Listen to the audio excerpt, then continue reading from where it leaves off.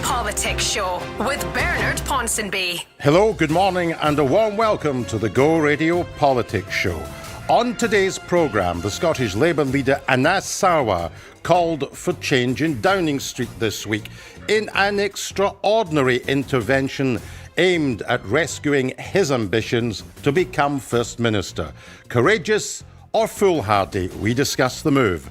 Scotland is in the grip of a housing crisis, but how do we solve it? I'll ask party representatives what they plan to do about it.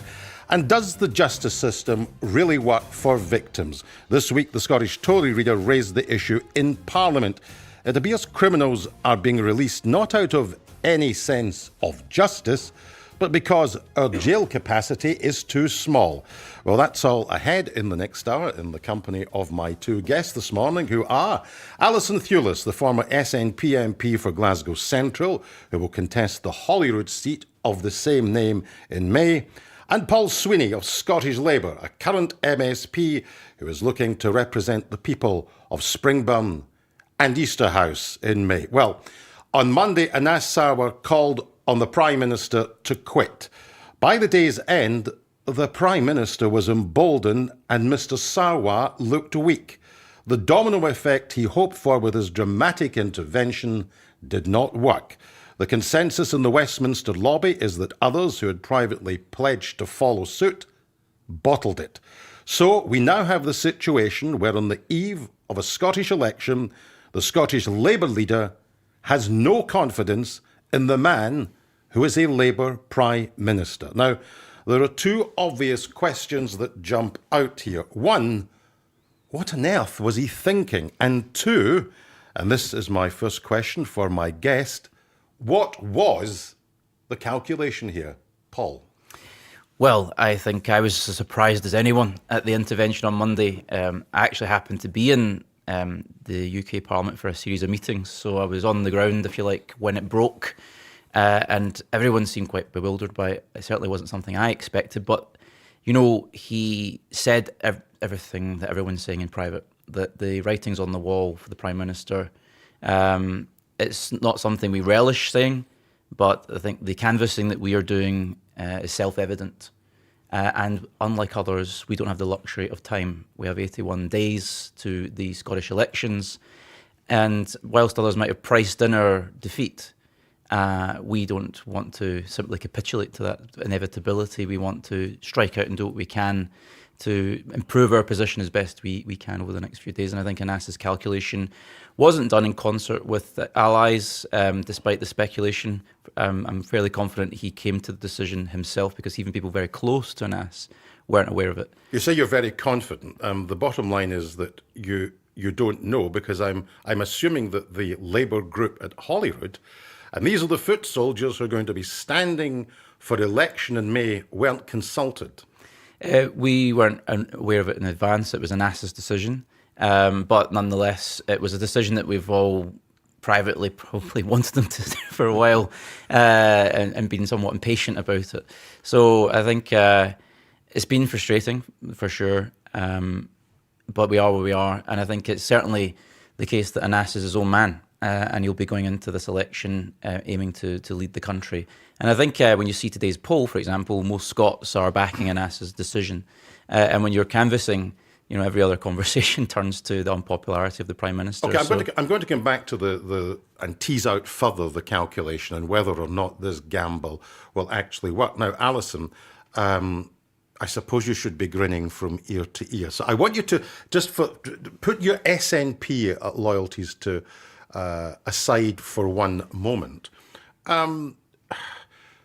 Given where Labour are in the polls, and the polls are predicting that they will be third, I think one poll in terms of the electoral calculus has them falling as low as 15 seats, which would be far the worst result in the devolved era. Desperate times call for courageous measures.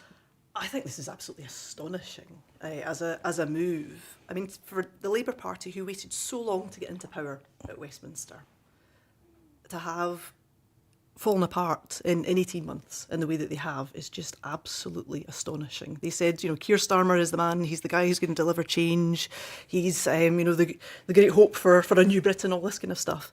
and then they're trying to get rid of him 18 months in. It's absolutely astonishing. And as a political calculation, telling people in Scotland when you're running into 80 odd days to an election that you have no confidence in the Prime Minister you helped get elected 18 months ago, again, absolutely astonishing. And Paul talked about the poll that said that most Scots are backing Annis's position. I mean, what that tells you is that most Scots don't like Keir Starmer either, which again, not the great ringing endorsement of the Labour Party ahead of a campaign. Well, let me just play devil's advocate with this just a second, and I think there's an element. I'm not just asking this to play devil's advocate. These kind of stories about leaderships and internal party debates, as you know, they excite the lobby at Westminster, they excite the lobby at Holyrood. Political activists and journalists can't stop talking about them. But those of us who talk about these things live in a bubble. Absolutely. The people out there who are going to be electing a government in May do not live in a bubble. And I'm going to put it to you, to a certain extent, I could come up with lots of reasons why this is crackers, and it makes a lot of people within the bubble think it's crackers, but people out there I don't think are as concerned about this as people in the bubble are. Certainly. And they're not getting into the detail of who did what and plots and everything else and the whole kind of soap opera drama of it that we're into. What they're looking at it and seeing is chaos and a party that's not talking to their interests. There's families struggling with the cost of living crisis. There's families struggling with their energy bills. None of this drama is dealing with any of that. It's not dealing with those concerns. And even Annas in his remarks that he made on Monday was not talking about Epstein's victims, which should be at the core of what is bringing the Prime Minister down here about appointing. I don't think he actually mentioned Starmer by name. No. So none of this deals with the actual bread and butter issues that folk are struggling with right now. So what people look at that and they say, that's a party that cares about itself and its own little dramas. They don't care about us. OK, we'll come on in a minute to talk about what may well dominate the election once it gets underway. But Paul, let me just sort of put this to you. If a Labour strategist had said to me, let me run something past you, Bernard, and Annas is going to call for the Prime Minister to resign, what do you think? I would say, it's crackers. It's mad. And here's why it's mad. First of all, he has limited leverage in relation to the Prime Minister. So Annas Sarwar cannot remove the Prime Minister. And there's no point in calling for something which is not in your gift and your power to deliver. But secondly, even if you are in concert with others and you do manage to have this domino effect which leads to the resignation of the Prime Minister, you're then into a Labour leadership election, which is going to be the backdrop to the Scottish election. And when you get leadership elections within parties, people sometimes manufacture differences with other candidates, and therefore the backstory will be a party divided. And the bottom line is that parties who are perceived by the voters out there to be divided don't win elections, and divided parties isn't a bubble story. It's certainly a gamble, and as they say, the difference between genius and insanity is measured only by success. So I suppose we will find out in 81 days' time whether it was a good calculation or not. I don't think it's without risk, as you've highlighted. However, the conversation will inevitably turn throughout this campaign to the question of Starmer's confidence in the Prime Minister. So in a way, he's answered that question to discharge the issue and allow the debate to move on to the substantive question of what should the government of Scotland be and what should the government of Scotland look like and why Annas is the best candidate for First Minister. So I think in a way, by preempting the inevitable discussion throughout the campaign, he's allowed that to at least be cauterised to some extent, and then the debate can move on. So I can understand the logic in his decision, though I wasn't privy to it. Well, Alison, I mean, to what extent will this be a big issue in the election campaign? I take it then when we get to the leaders' debates, and just before we come on air, you were talking about sometimes when you're doing canvassing how things that happen in leaders' debates, you get back on the doorstep the next day. So when Annas Sarwar is saying, vote for me because the SNP government's record on a whole series of issues is appalling, what the country needs is change, John Swinney just needs to look at him and say, yeah, we all voted for change about 2 years ago, and the change has resulted in a Labour leader, a Scottish Labour leader, having no confidence in the Prime Minister. That's some change. I mean, Yeah, and that is the question that will be put now through the rest of the duration of this campaign, because he's basically said, I have no confidence in the Prime Minister. It's an act of disloyalty as well in anything else. And were we not heading into the Scottish election campaign in the way that we are, Keir Starmer would be within his rights to sack him in the way that Richard Leonard was got rid of ahead of the 2021 campaign. Because how can you say that you're one party working together when your leader in Scotland is saying you're no good? Let me put another point to you, Paul, which is this. That strategy, which I understand where Anas Sarwar is coming from, and I understand that in desperate times, sometimes desperate measures are demanded. But here's the issue.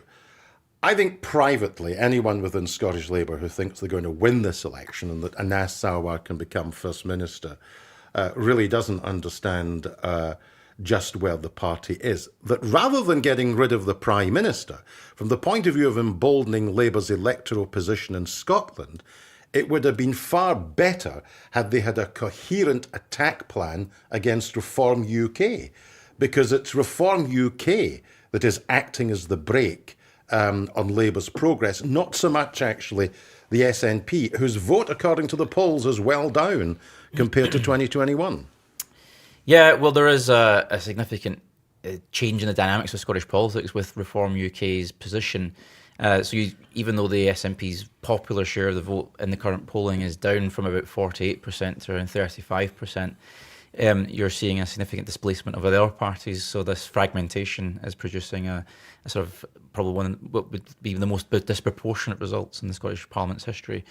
So it is a difficult position. But one thing that has been clear is, if you look at the 2024 Labour vote, it's gone largely from Labour committed to undecided, and it's there to be won back in the right circumstances. So I think Anas's calculation is he can win back the confidence of those people who have gone from Labour in 2024 to undecided and rally his position and Labour's position in the next few weeks. And I think we can certainly do that. I don't look at, political parties conduct their own private polling, they conduct their own focus groups, and I don't doubt for a moment what you've just said there is what your polling shows.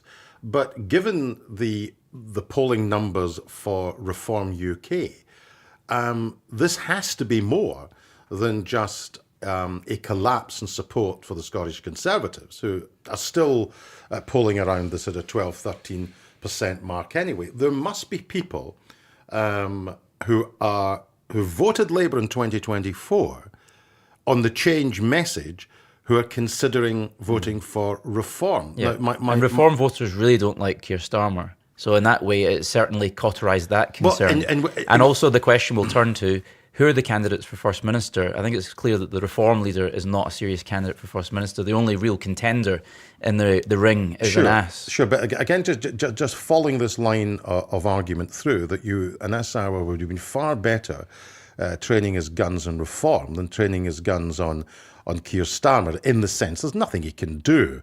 He has no leverage to remove Keir Starmer. But if you had a coherent line with Reform, and perhaps pointed out to many people who had voted Labour in the past, the political nature of the Reform exercise, out with all the stuff on immigration, and had a coherent line against Reform on left-right politics, that might stop the hemorrhaging. That strategy, to me, would have made sense. It's not a mutually exclusive one. I think there's much opportunity to do that through this campaign, and certainly it was something that was done effectively during the Hamilton by-election, where, despite all the hype around Reform, they ended up coming third. So I think you'll see a lot of very hotly contested 25% of the vote from nothing. Oh, nothing absolutely. to 25%. Absolutely, and the problem is that Reform, they don't need to be polling 25%.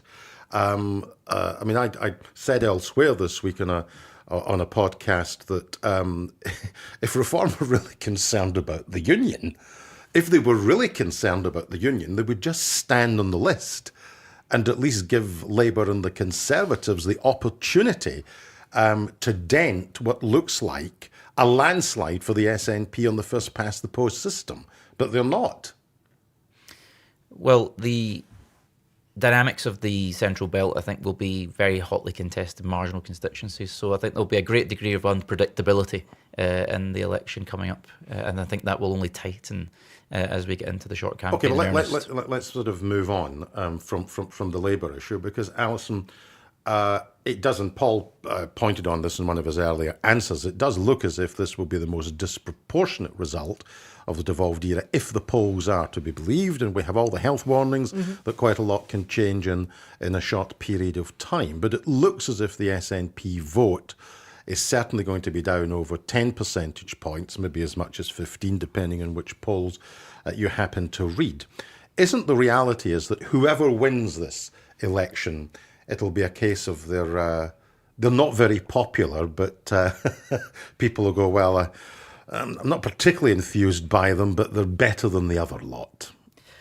I think we'll wait and see what the result will be. We're certainly working very hard to rebuild the trust of voters who may not have voted for us in 2024.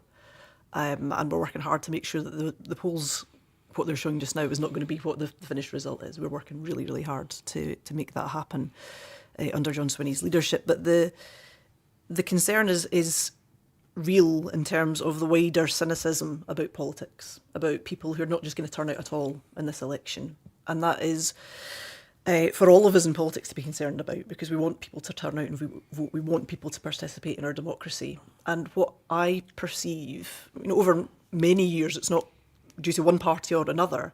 It's parties that promise big and then don't deliver. And people are fed up with that. People don't believe when somebody says that they're going to do a thing that it's going to happen. And I think that's quite a concerning thing, and people are switching off because of that. Some of that is to do with the way that things are presented in the media. Some of that is to do with politicians ourselves. Some of that's just to do with wider issues in society, that things are more complicated, more difficult, more. You've got the impact of Brexit that's touching everything, but we don't really see it in that same way in terms of the cost of living, for example. These are complex things, and we can't turn that around in a simple way. We need to work with people to try and to bring them out, to get them to vote, to get them to participate. We need to deliver on our promises to do that. But there is that wider cynicism about politics, which is feeding into some of that reform vote as well. People who have tried a whole bunch of parties and then go, well, I might as well vote for them because there's what's going to happen. So it's a worrying thing. It's a worrying trend, and we need to be aware of that. Paul, I suppose that if you can keep the election on the record of the government, and that's the issue, that is the determining issue, you might get some traction, but there'll be a whole lot of noise around independence mandates, and there'll be a whole lot of noise around Keir Starmer. And in a sense, voters have got the right to make their decision based upon what agenda matters to them. But from your point of view, trying to pin the record of the government on things like public services and economic growth must be the obvious line of attack for you. Well, absolutely, particularly because the current government, the Scottish National Party-led government, has been in power since I was in school. So it is an unprecedented length of time in power, impressive indeed. But I think there is a law of diminishing returns that inevitably meets every government. And indeed, there's no great love or enthusiasm out there for the incumbent government, which has been beset by its own catalogue of problems, as we've seen just this week with the kind of Scottish Ceausescu story kind of emerging. So I think with the scandals that have engulfed the Scottish government in recent years, there has been a genuine erosion of trust generally in politics. And I think that's, as Alison hinted at, down to a number of different concerns. Also, the fact that the capacity of the state institutionally to do things it used to be able to do has been eroded significantly over the last 50 years or so. And how do we actually address those questions that are very complex? I know we're going to go on to talk about some of those practical challenges in a moment, but housing just one of the issues that is constantly an issue in Glasgow for me, and certainly my casework, and a product of deep frustration and a deep sense of people's well-being being affected by it. But it is remarkable, utterly remarkable, that you have a party which has been in power since 2007. And the former Labour Prime Minister, Jim Callaghan, in 79, when he was looking back on the election of Margaret Thatcher on the 1st of May 79, says that, every once in a while, irrespective of what you do or what your record looks like, time for a change becomes a prevalent mood. Now, I suppose that time for a change was what helped turbocharge a landslide for Keir Starmer, and 35% of the vote.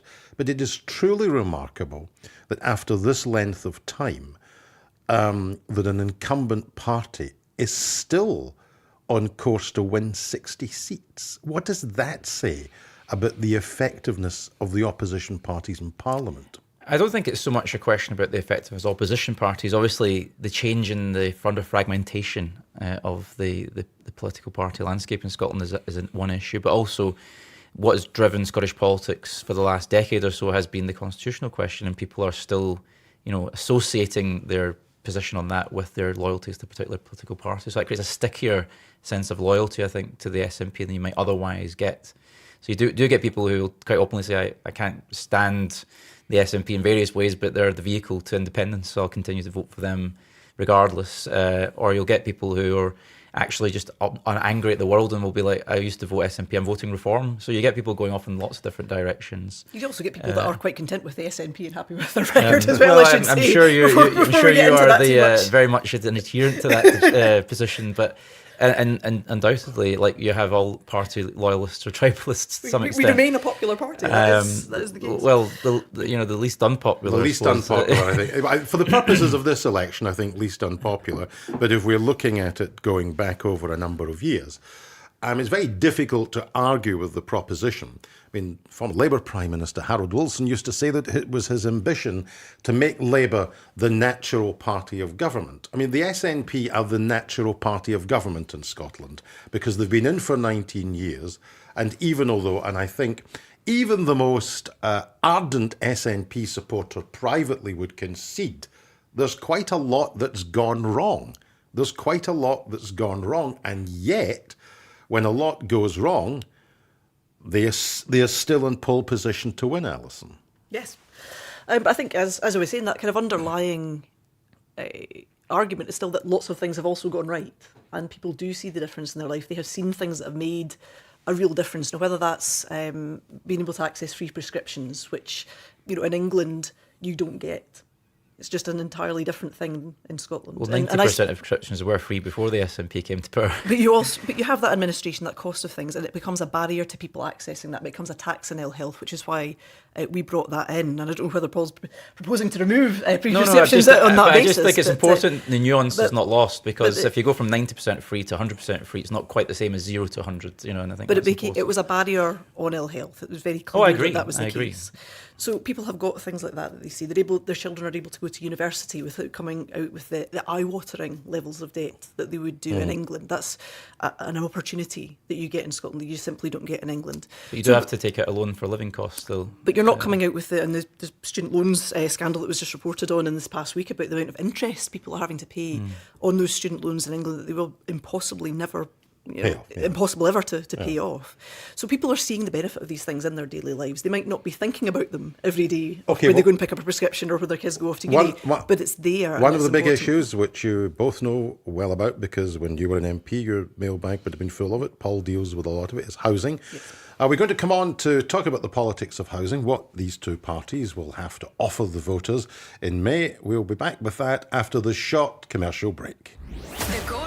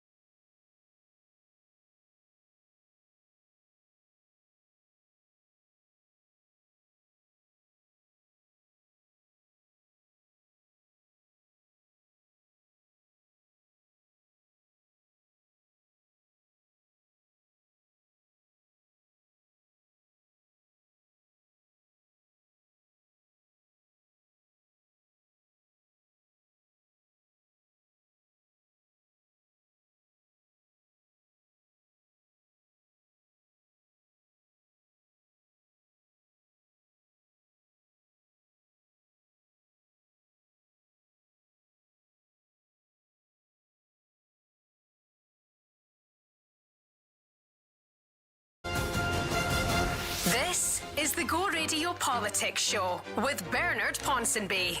And welcome back. In the run-up to the Holyrood elections, we are going to examine some of the big issues that are likely to feature in the campaign. Today, we start with Scotland's housing crisis. Here are a few facts and figures that capture the nature of it.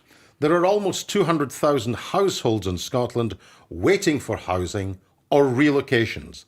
New build housing doesn't meet demand. When it comes to affordable homes, the number of starts and completions is falling. The Scottish Government has to deliver 80,000 new homes by 2032 to meet their own targets. No one in the housing sector believes they will get close to this figure. And then there is the vulnerable. Rough sleeping is up. Households assessed as homeless up. Households in temporary accommodation up. The number of children living in temporary accommodation also up. All of this after 27 years of devolution. These facts and figures really ought to shame. Alison, what's gone wrong? I think nobody would argue that there isn't an issue with housing. That is very, very clear. But I think what's important here actually is to understand a bit more of the context around this. I mean, over the past number of years, we've had a number of crises that have added to the cost of building housing. So you had Brexit, you had inflation, you had the war in Ukraine. All of those are added massively to the cost of construction in the UK. So it's that kind of context. So you can build fewer houses now than you could previously with the same amount of money, say. So in order to meet some of that challenge, the new Scottish Government budget that's being in the process of being approved puts 4.9 billion over the next 4 years into housing in Scotland. That's a significant amount of money. It is going into the affordable housing supply, and that will begin to make a dent on those issues. But as you were saying, casework that I had was very heavy on housing. But let me put you. I mean, I get the point that you've made about Brexit, Ukraine, all this kind of stuff. I'm not saying that it's not a factor. What I was saying in that intro is that we're 27 years into devolution, and one of the arguments for having a devolved parliament is that the politicians in Scotland, were going to get on top of an issue, and you've been in power a long time, but we also had Labour and Liberal executives as well. And these problems have been getting progressively worse, irrespective of who's in power. I mean, you gave that figure of almost 5 billion. Let me put maybe a much more instructive figure. 1 year, the SNP government cut the housing budget by 200 million and then reinstated it by, I think, 196 the following year in the budget, because the approach of successive cabinet secretaries is to deal with whatever the perceived problem is this year. So we have to give more to local government, so we're not giving it to housing, or we're giving it to housing, so we have to take it from enterprise. And those in the housing sector who are on the sharp end of all of this just despair, because there's a sticking plaster solution to what is, according to one former Conservative housing minister in England, and I think he's right, the greatest issue of social justice in this country today is the inability of ordinary people to access decent homes. And I think that is, he's quite correct in what he says there, but I think the wider context, again, of this is the uncertainty in the Scottish Government's capital budget.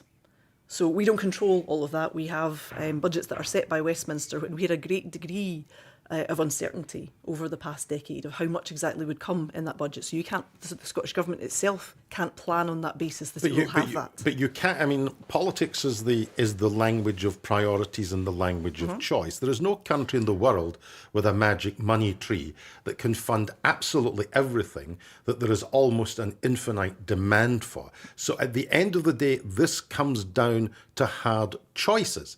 And here's the reality. Here is absolutely the reality. Housing has not been your priority.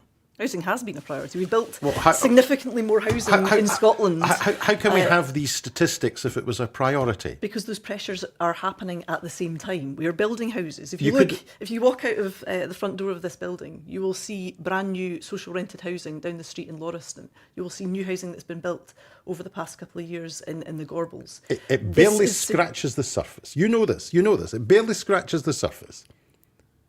In that context of a budget that we can't be certain of, we are delivering a huge amount of social rented housing, proportionately more in Glasgow than in Manchester or Liverpool and in other cities. We are building more of that.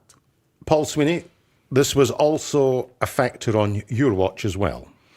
It's a breathtaking decision, in my view, probably the worst of this Parliament amongst many, to cut the social housing supply budget by a quarter in 1 year, which has led to a corresponding collapse in social housing completions in the face of a housing emergency.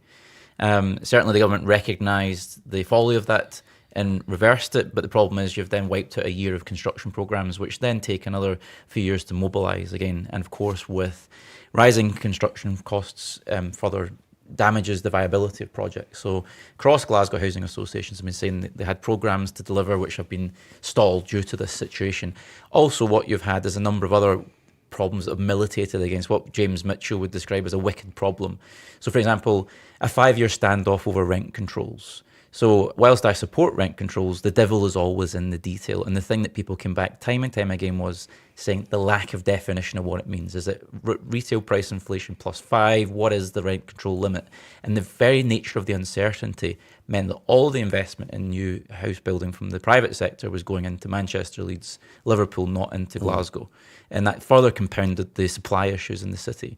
And then also you have issues around the failure of us to reform, or the failure of the government to reform the pension funds, the public sector pension funds in Scotland. So, for example, the Strathclyde Pension Fund could be reformed in a similar way to Manchester's, which would allow us to leverage investment into the city and do more property development in-house. And I know Alison's involved with Clyde Gateway, and it's a good example of how you can supercharge public investment and leverage in that private investment. So simply relying year to year on budgetary changes is unnecessary. John Wheatley wrote about this a century ago. He talked about the idea of municipal banks, the idea of you reinvesting the surpluses from the tramway system in Glasgow into house building for workers. There's ways to do this intelligently and stably and with a long-term pipeline. But we have failed really to address it with the elegance and sophistication that we ought to have. One of the other issues, and Labour made a lot of noise of this south of the border, is the planning system. And I was chairing a housing conference last year, and there were a number of housing people that run building companies. And one of them said to the audience that day, "I've just had it with Glasgow. I've absolutely had it with Glasgow, because trying to get planning permission out of Glasgow City Council is torture when compared to local authorities south of the border." This is another interesting point, because Glasgow City Council has lost a lot of its planning capacity, a combination of cuts to local authorities where the cities had to prioritise social care, social work and schools at the expense of other services, but also because there's a really competitive market for planners out there. So, for example, a lot of people have left to go and work for Scottish Power building renewable energy projects. But also, the planning system is inherently subjective. It's not place-based, it's not plot-based. So, for example, if you take a scheme out there like Lauriston, all of it has to be individually consented in little packages. You can't just design a whole master plan for a district and just build it out over a 10-year period. You have to go back time and time again to approve it in increments. And you have practically planning officers picking the curtains. You can't just pre-approve a catalogue of common designs which you can build out. So I think we need to massively streamline it. I've had people come to me saying they've been waiting 14 months for planning consents, and then when they finally get the consent, the viability of the project's being held under the waterline by inflation. You get that quite commonly in Glasgow. So I think there's a myriad of issues there.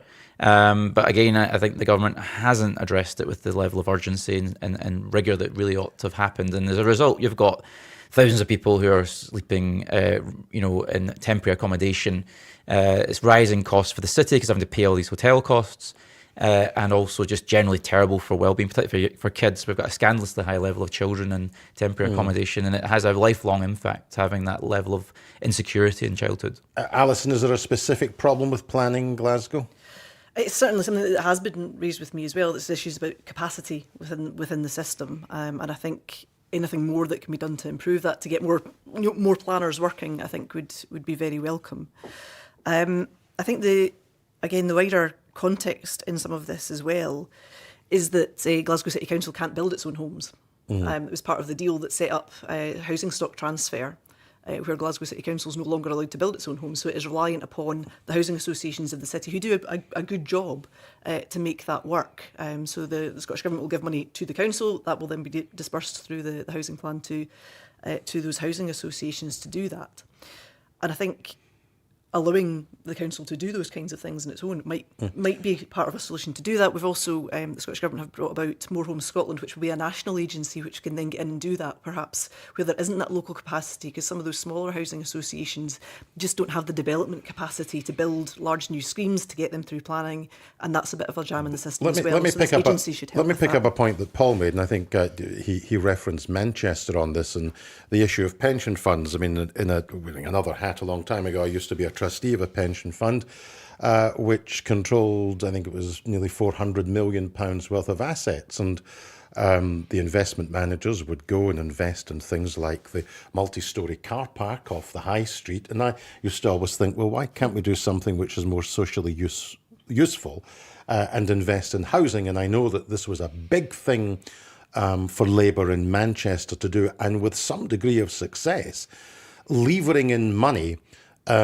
from private pension funds, which gets round the fact that all governments effectively are limited in terms of the amount of resources that they have. Shouldn't, specifically with the Strathclyde Pension Fund, which I think is comfortably the biggest in Scotland, 30 billion, I believe, of assets. Yeah, so I mean, there's a lot of money that can and the kind of people that run this, I would have thought, would have been pretty sympathetic to investing in housing. Yeah, I would absolutely agree. And we need to look at those innovative solutions about what we can do that will work. And I know that I think Canadian pension funds invest in Scotland. So I think the airport. Yeah. So I think there's why can we not do these things ourselves? I think that's absolutely worthwhile. And as Paul mentioned, some of the Clyde Gateway investments have come through pension funds, both public and private pension funds, to create buildings and jobs in the East End of Glasgow. So there are solutions there, but we need to match up that investment with those projects. And for some of the pension funds, the housing projects that are proposed are too small, really, for them to do that investment. Yes. It needs to be of significant size for the investment to work for them. If you want to build 20 houses, that's simply not enough. Absolutely. Let me be sort of provocative with both of you, because when you look at the statistics about the number of people who want a tenancy or want a relocation, and you look at the number of houses that are being built either for social rent or mid-market rent, I come back to my point. It sort of scratches the surface. And you're an elected representative. You were an elected representative and hope to be an elected representative after May. If a single person turns up to your constituency and says, I've been on the waiting list of the following housing associations for 10 years, I'm 34 years of age, and I'm still living with my parents. If you were being absolutely honest with them, you would just tell them, you've never got any chance of a tenancy. It's never going to happen. Put it out your mind, because that's the reality. Well, for a lot of the houses that are being built are not being built for single people as well. Lots of those are 2-bedroom and bigger, because the pressure is for those larger families. We want to try and get them into housing. Where there are slight alternatives to that is through organisations like Homes for Good, who are a kind of far more morally ethical private sector rented accommodation provider. So they work with private landlords. They do things in a much better way. So perhaps there are more chances through models like that where there perhaps isn't for social The point rented. that I make in the post-war period, and here's the thing, because clearly after something like a war, the need for housing was absolutely key and fundamental. And I simply cannot get my head round. I cannot get my head round why, at a period after the war, when you were talking hundreds, if not millions of people had to be housed, and under the two Harolds, Macmillan and Wilson, one Conservative, one Labour, what it demonstrated is that if there was the political will to do it, then we'll do it. And I think one of the problems in, dare I say, a more prosperous time for other people is that politicians take their eye off the ball because what people are concerned about is when am I going to get my foot on the housing ladder? And the people who don't have the money to buy have been left behind in the last 30 or 40 years. And it goes all the way back to the right to buy under Mrs. Thatcher in the early 80s. And the whole, I mean, social housing used to be, it was a passion Well, of people in the half left. of Scotland in the 1970s lived in council housing. It was the high share out of any economy in the world apart from the Soviet I'm bloc. not saying that. I'm not saying that was a good thing. I'm just making the point that if there's a social need, it's the responsibility of politicians to plug it. Absolutely. And there's good innovative examples out there. You mentioned the challenge of single young people trying to access housing. Lar Housing Trust is an interesting example, which I've been to see. It's chaired by Ken McIntosh, the former presiding officer. And they have an interesting model, which is patient loans. So they're trying to get bank finance, but also government loans. And one of the problems is the structure set up to provide grants, not loans, but they don't need the grant. They just need some patient loans. They can go out and buy the buildings. They're actually looking at retrofitting buildings. So they bought an old paint factory up in Rockhill and have renovated it very successfully into flats primarily for mature students. But there's also a myriad of other buildings around Glasgow. They're looking to do the Inn on the Green just by Bridgeton and a few other projects, but they can't get the loan finance because the government won't be flexible enough with them. So it's an obvious, tantalising example of how you can unlock investment very quickly with a bit of ingenuity and a bit of innovation. And if there was a bit more agility in St Andrews House, the Scottish Government headquarters, they could do something to unlock more capacity quite quickly. How depressing is it if you're holding a surgery? Is it when you get perhaps a mum and a dad with a couple of kids coming in? Because if you don't have appropriate housing and the housing that you're in is affecting the health of your child, and you feel powerless to help that child, and that has an impact on your mental health, and collectively it injects a sense of helplessness and misery in the family, and all elected representatives want to do their best for folk, but they can only do their best with what's available. And it comes back to that. I mean, I'd hate to do your job because I really would hate to, in a sense, even as an elected representative, feel powerless to transform this when this need is sat across a table from you. Well, you take those cases on. I will, and Paul will, and any other elected representative will do. And you advocate on their behalf, because there's always the chance that their case hasn't been fully addressed by the housing association, that the need isn't understood, that maybe there's disabilities there that haven't been taken into account.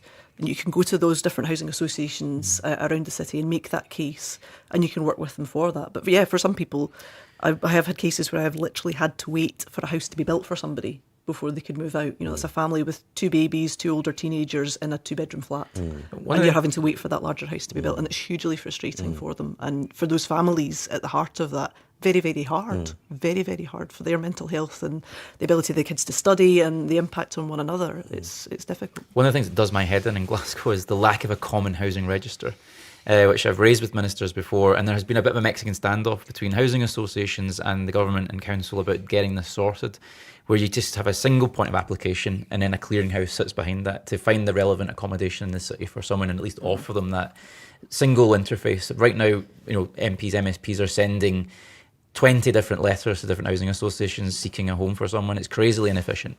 I support community-based housing associations and that idea of accountability at a local community level, but there's definitely a way to join it up at a city-wide level to allow at least people to apply once and then they can sort it out later on. I think that's something that quite quickly we could fix, but it's just been kind of left as in the too difficult to sort out pile, but with a bit of leadership. Difficult to get everybody to agree to it, isn't it? Yeah, so you need the minister to kind of crack the whip and get everyone around the table and sort it out, Okay, well, that was housing. We're going to be back in part 3. We're going to be taking a look at the justice system. That's after this commercial break. The Go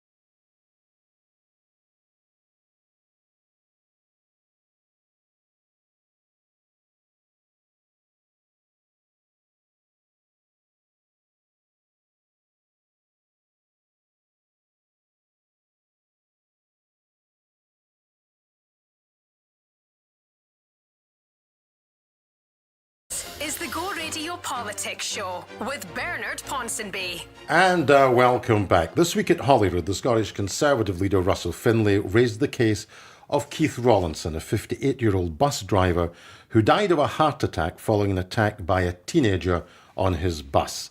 The attacker, a boy of 15 at the time, was originally charged with murder, but admitted to the lesser charge of culpable homicide. He was sentenced to just 4 years and 4 months in custody and could be released soon under early release measures championed by the current government. Sentencing guidelines are established by the Independent Sentencing Council, but politicians can intervene if they so choose. Mr. Rawlinson's killer will also be free to use his free bus pass on his release, something the Conservatives deplored in Parliament. So my question, is our justice system, as the Conservatives allege, a soft touch? Paul? I think there's genuine outrage in Elgin from people I've spoke to who live there about this situation, and we can't simply close our eyes to and ears to that situation of a lack of accountability, lack of justice for this family who've suffered the most appalling tragedy, heartbreaking, and then to feel it, the memory of their loved one has been besmirched by the paucity of the sentence. I think there is a concern that there's been a general decriminalisation of people under the age of 16 without the commensurate support services, prevention, accountability that's required in this country. A recent example was in Kilmarnock, actually. I was speaking to a councillor. It was a building in the town centre was set on fire by young teenagers. And he was saying people are voting reform. They're voting for disruptive parties because they're running riot in our estates, our housing schemes with impunity. Almost daring the police to intervene, completely lacking accountability. We're seeing it at classrooms with a level of violence against teachers. So I think there is an issue of how you balance accountability here.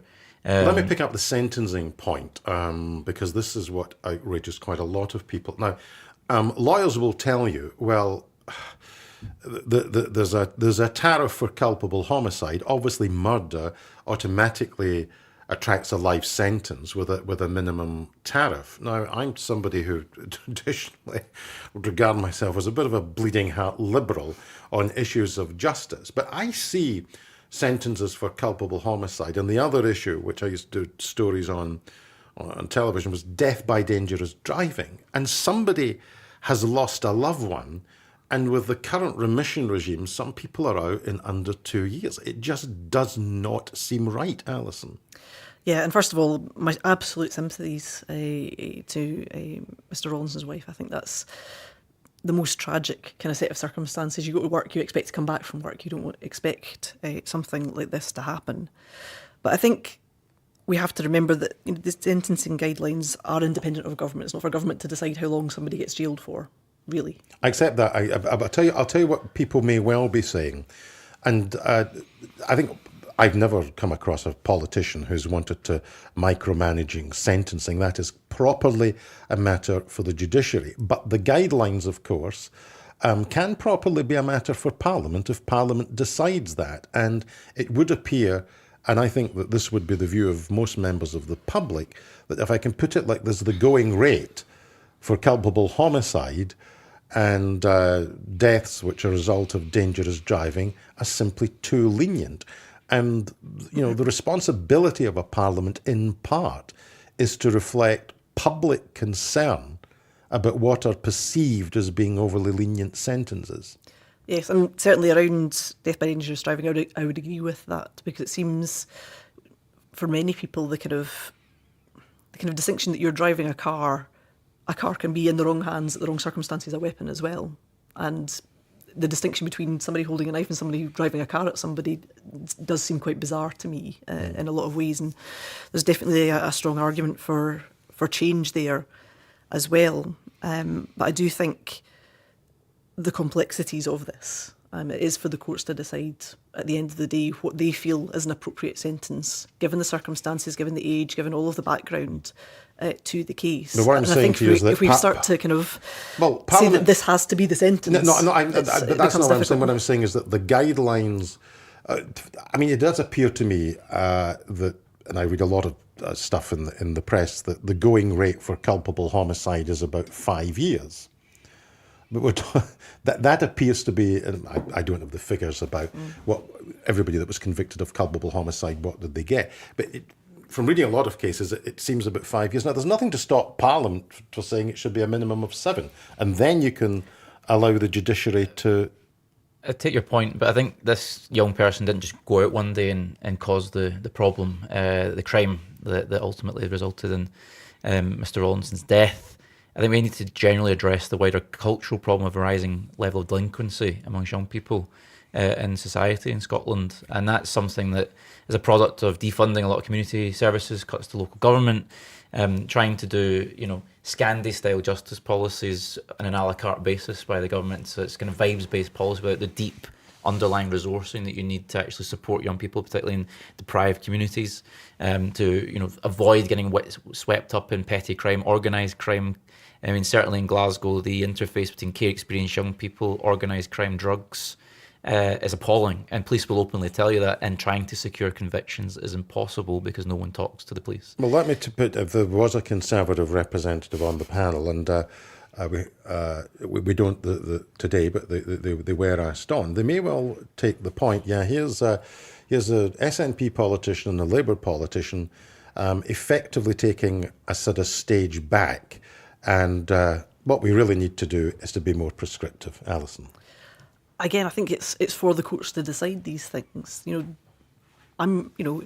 Any politician that says, I think this is what exactly should happen, doesn't take into account the circumstances, doesn't take into account the background, doesn't take into account the nuances of the justice system and the circumstances. And I think the Tories are very keen to say that they want to put more people in the jail. They're also not really recognising the fact that we have a system where our jails are overfull. You can't continually say that we want to put more people in the jail when the jails don't have room for them. Okay. That's the reality of that. Okay, well, we're out of time this morning, but Paul and Alison, thank you very much for coming in.